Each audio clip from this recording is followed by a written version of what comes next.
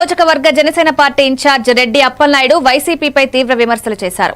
CBI SIT దర్యాప్తుల్లో Tirupati laddu ప్రసాదంలో కల్తీ జరిగినట్టు నివేదికలు వెల్లడించామని అన్నారు. స్వచ్ఛమైన నెయ్యి బదులు పామాయిల్, సింథటిక్ పదార్థాలతో నెయ్యి తయారు చేసి సరఫరా చేశారని ఆరోపించారు.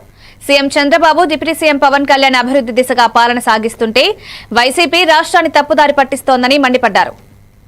మీడియా మిత్రులందరికీ నమస్కారం.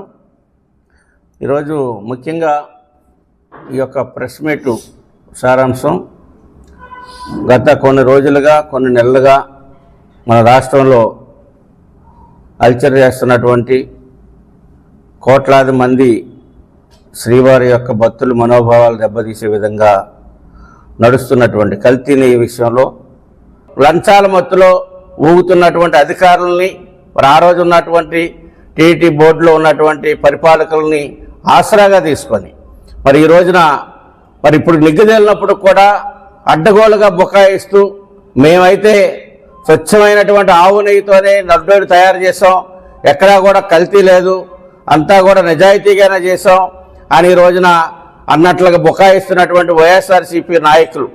మీడియా మిత్రులందరికీ నమస్కారం. ఈరోజు ముఖ్యంగా ఈ యొక్క ప్రెస్ మీట్ సారాంశం, గత కొన్ని రోజులుగా కొన్ని నెలలుగా మన రాష్ట్రంలో అల్చర్ చేస్తున్నటువంటి కోట్లాది మంది శ్రీవారి యొక్క భక్తుల మనోభావాలు దెబ్బతీసే విధంగా నడుస్తున్నటువంటి కల్తీ నెయ్యి విషయంలో లంచాల మత్తులో